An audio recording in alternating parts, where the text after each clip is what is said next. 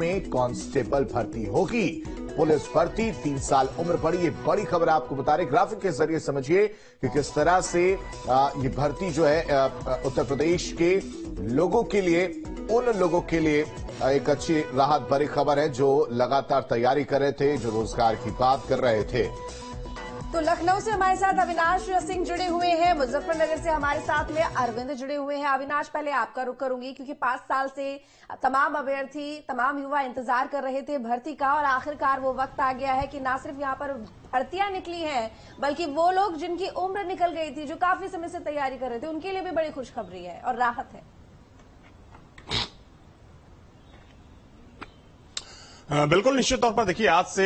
यानी कि 27 दिसंबर से सिपाही भर्ती के लिए आवेदन प्रक्रिया शुरू हो रही है और उससे ठीक एक दिन पहले सरकार ने ये एक बड़ी घोषणा की। जाहिर तौर पर उन अभ्यर्थियों के लिए काफी खुशखबरी वाली बात है जो पिछले कई सालों से तैयारी कर रहे थे। हालांकि देखिए, कल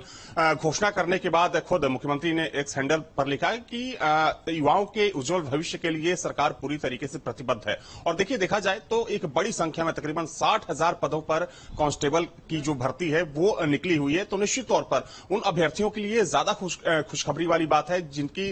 उम्र की सीमा निकल चुकी थी। चूंकि देखा जाए तो जो सरकार की घोषणा हुई है उसमें किसी एक कैटेगरी के लिए सरकार ने ये घोषणा नहीं की है, बल्कि सभी कैटेगरी के लिए, यानी कि सभी वर्गों के लिए, चाहे हम ओबीसी की बात करें, SC ST जनरल कैटेगरी की बात करें या फिर EWS की बात करें, सभी कैटेगरी में 3 साल की जो आयु सीमा है उसकी छूट दी गई है। तो निश्चित तौर पर कह सकते हैं कि जो युवा पिछले काफी समय से कांस्टेबल भर्ती की तैयारी कर रहे थे, उनके लिए एक खुशखबरी वाली बात है। अरविंद मुजफ्फरनगर से हमारे साथ बने हुए। अरविंद, अगर युवाओं की बात करें, किस तरह से उनके बीच उत्साह देखने को मिल रहा है, क्या कुछ उनके रिएक्शन जो है इस फैसले के बाद, साथ ही साथ इस फैसले को 24 से भी जोड़कर कहीं ना कहीं देखा जा रहा है?